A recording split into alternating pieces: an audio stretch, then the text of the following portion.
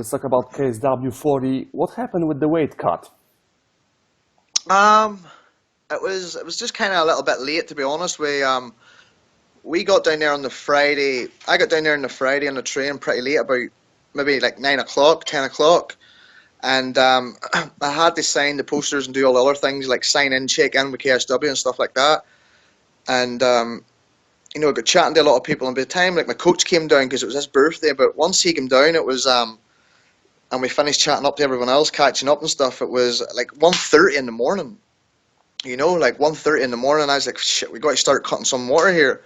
And so we cut water till about 4 o'clock in the morning. And I says, right, I'm going to get some sleep here, because I never slept the night before. And so I got some sleep. Woke up at like 7:30 and said, this is perfect time to lose the rest here. I had about what, 8 pounders, 7 pounders, something like that. And we started cutting. It was coming off no problem, easy. And then we got to like the last £3. And I had like about another hour till the 10 o'clock weigh-ins. And like that £3 never shifted at all. It was tough. It was like, I don't know, like my body just held on to everything. And I think that was the first time properly that I missed weight. You know, I had that drama with Bama before, but there's other, you know, problems that happened along with that. So like it was part their fault too. So, but yeah, I held my hands up to losing or missing weight and stuff like that there. But it is what it is, and the fight went on. Like so. And how much KSW cut your paycheck? It was 30%. 30%. 30%. They said to me, you know, we'll give you to 3 o'clock. So this is like 12 o'clock, and the weigh-ins for the public people was 3 p.m. And they were like, you can weigh in at 3 p.m. And I was like, there's no chance I'm going to sit here with my back. My kidney was like a sharp. I felt it like something crawling inside your kidney and twisting, and I felt like this is danger. This is not a good sign here. And and I thought, no, I'm not going to risk my health. Like, it's live to see another day, basically. So yeah, but still, it was my fault for missing weight. It should have been that little bit lighter. I should have cut water a little bit earlier, as opposed to leaving it to like 1:30 in the morning. So yeah, I got fined 30%. I get it. Now let's talk about the fight. Mateusz said he was winning. Many people said he was winning too. What you gonna say about that? The first round was like, it was a good round. We realised after the first round that you know, a lot of the media, like I think a lot of sources were saying the Polish media had me win the first round 55%, 45, and yeah, you could have called it like that. It was very, very close to the first round. Second round, we realised that he wasn't going to wrestle, so the game plan was, second game plan, straight in, pressure him with boxing, make him throw a lot of shots, because when Matthew gets uncomfortable when someone strikes with him, he goes straight to wrestling.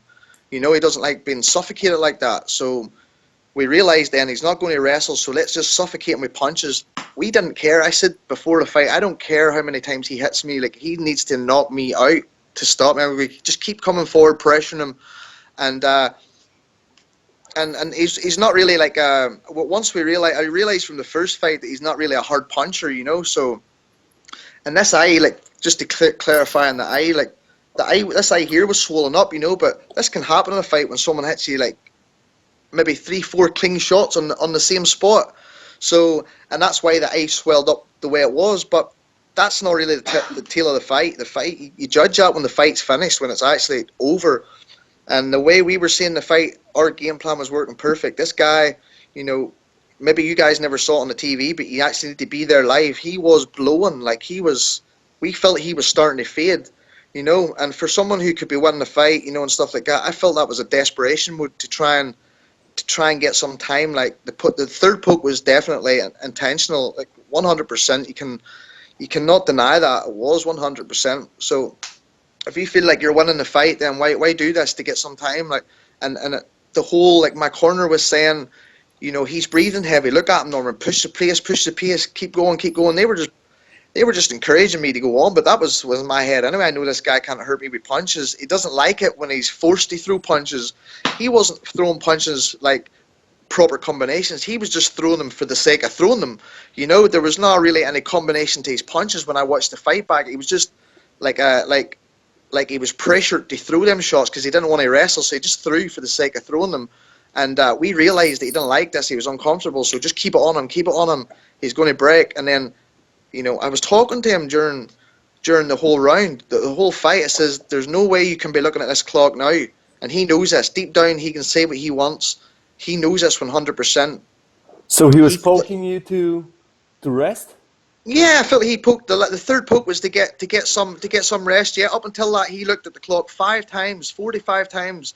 The first round, the end of the first round, he looked at it. But in round 4, I clocked it 4 times. He looked at that clock, man. Now, if that's not a sign that that you're fatigued or something, or you're uncomfortable, there's something wrong. That's, you know, people. I talked about it before in an interview, and people say, "Oh, it's basically like his Polish fans. What does it mean when he looks at the clock? It means nothing. Look at your face." That's all they can say. They can't see. They weren't there actually at the fight to understand, but they see the people who were cage side. They know this guy was breathing heavy. 100%, he was breathing heavy, and and he was looking this to be 5 rounds. But yeah, I felt it was just it was pressured. He was looking for ways to stall the fight, and nothing was going to be done about it. And that was it. That's 100%. Like, I mean, Mamad Khalidov, Martin was there. Martin's business partner, Majak, was there. They seen this guy breathing heavy. He was uncomfortable. He can deny all he wants. He knows his career is tainted because, and it's unsettled. This third fight will happen somewhere down the line. You know, I'll wait a few fights or whatever, but it will happen because, do you know what? Another thing I knew, that this was the most watched fight in KSW. This one here that me and Mateus had. So it was, and that's all down to the fact that me fighting him, not just him. Like, they can say that he's a big pay-per-view seller, but it was the fact of him being tested against someone legit, you know, like me. So, and that was it. So the third fight will happen at some stage, but right now I'm not really interested. But we'll let it settle by a wee bit, and then. And if it ever does happen, I'll not say one word to him in the build up to the fight. I'll not talk about him. I'll not say nothing. I'll just say, give me a good, clean, fair fight, you know. And that's it. I get it. And that's it. Like, look up the history of me fighting people in the UFC. I never had problems fighting. Never. Like, and I had the same problems twice with the one boy. Like, that's obviously, like, you have to see some sort of, like, what the heck. I will take that rematch in a heartbeat in Poland. No problem. Did she hurt you? Did he hurt me? Yeah. No. The eye poke, yeah. The eye poke was like, people say, you know, how can you play up in the eye? Like, I'm not a guy. Look at my record. I look like someone who'll quit in a fight because there's a wee bit of blood. Get out of here, man. Don't play that game with me. Like, I was getting into the groove. This was me. I was loving the fight now because, you know, people always say you're wrestling. Now we saw a lot of blood and worn eyes. Like, do you like the blood? Do you like the blood, Mateus? Let's keep going. Keep the pace up. And he didn't like all this talk I was doing to him during the fight, so I felt that was mentally fatiguing for him, and that's what I saw, 100%. My coach knows that too. My coaches 100% know he was tiring badly, but he never hurt me with his punches. Not once did he hurt me. He never rocked me. I rocked him a couple of times, and he knows that. If you look back the fight, I stiffened him in round 1 a couple of shots, and I says, "Did you like that one?" And his legs buckled in the second round too with an elbow. So like. These things here are all adding up. These is obviously mentally draining. He's never felt this pressure before like this. You know, like, I know there's a lot of pressure on him, stuff like that, but at the end of the day, he knows this is unsettled. He knows that in the back of his mind. He'll be thinking about that. So you want a rematch? Oh, that'll happen. Like, not right now, but it will happen at some stage. I know Martin wants it. I know 100% Martin wants that their fight because he talked about it after the fight. Like, at the airport, he says, I would like it to happen at some stage, but right now, like, it's not really interesting to me now. I want to go away and fight, have a couple of fights, then we'll finish that off at some stage. Did you consider changing a weight class?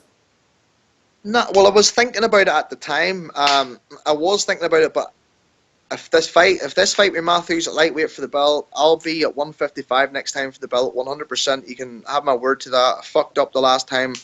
I held my hands up. I said the truth, what happened. What more can you do? Like, so... It's like, I paid the price for it too, I got 30%, so it's like, I might have now that in between fights here, I'm going to have a couple of catchweight fights at like maybe 73 kilos, just to keep me active, and you know, keep me active, and then I'm not hurting my body like every time, so I can like fight pretty quick. And what happened after the fight? Oh, you mean like, is this whenever I went to Mateus's corner? Yeah. exactly. Okay, right, let me clear this up to all the Polish people who look at it and see it from a different perspective. I'll tell you the real perspective, the legit perspective, because everything I'm talking about is true here. Okay, so I was just protesting the mafia. I says, man, look at that, look at the replay. Come on, look at the replay. This was a blatant finger in the eye. That's all I kept saying. Look at the replay. The finger was in the eye, man. I was like, don't play games. So it boiled by a little bit. I went to Matthias's corner. I says, come on, man, the first corner man, I don't know his name. I says, it was a finger poke, man. I'm not playing games. This is what it is. Dirty playing. So he touched his gloves. I walked to Boris, and I was like, Boris, come on, man. Like, let's just settle this here. I no problem with you. I says, finger in the eye. Look at that replay up there. And there he goes, all aggressive. Fuck you, you piece of shit, scumbag. You're fucking blah, blah, whatever he was saying. But broken English. And then, so I was like, what? He come into my, so I pushed him, and then, what is the little guy that threw the punch? What's his name? Marcin Billman. Yeah, that little, yeah, he threw the punch, like, and I laughed, kind of laughed to myself, but it was like, when I look back on it, but I know it's unprofessional, that can't happen in the octagon or anything like that, so, but I kind of laughed after. I was like, nice punch, mate, but he's banned anyway for a few months, so we'll not be seeing his face around for a wee bit longer. Some people said that, you know, you do it because you want to fight Boris Mańkowski.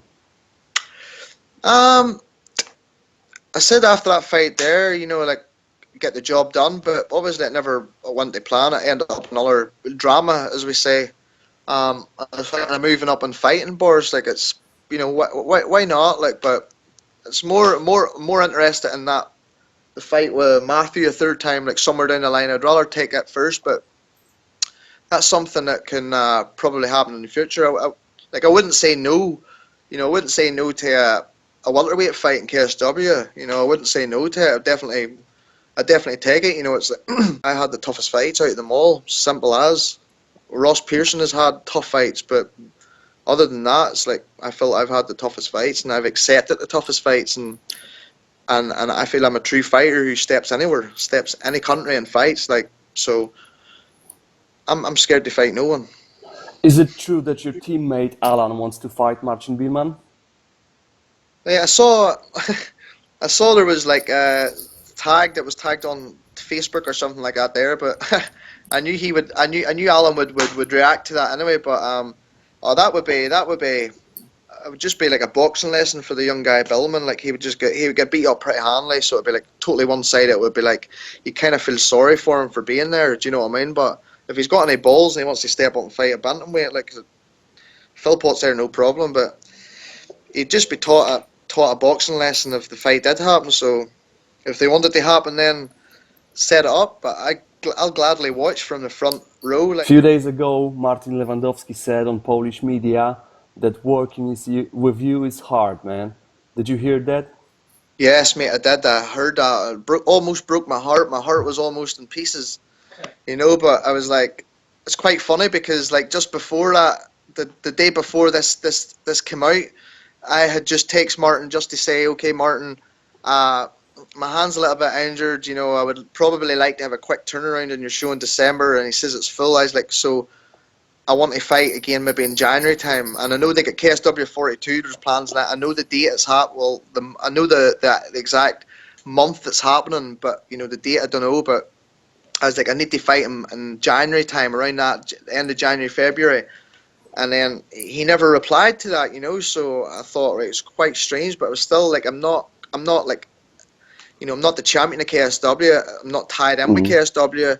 I can, you know, I can't fight where else I want. Like, whereas if I had the belt, then I was tied to KSW. So that was totally different conversation then if I had the belt. But and then he must have took that the wrong way. Like, and I like Martin. Martin's a good lad. He's a good businessman. Like, he comes and speaks and stuff. Like, I respect him 100%. And I think, you know, he's just saying because I think that they were supporting Polish fighters more and stuff like this here. But yeah, during the training and stuff like that there was a couple of times coming to the weight cut, like getting rehydrated. Like, I thought that, you know, Matthew was being kind of set up, you know, no problem to get rehydrated and stuff like this here. So it was just like little mind games, but whenever you kind of sit back and like kind of analyze it, it's not really like that. So maybe I kind of overthought that situation a wee bit. But Martin knows this.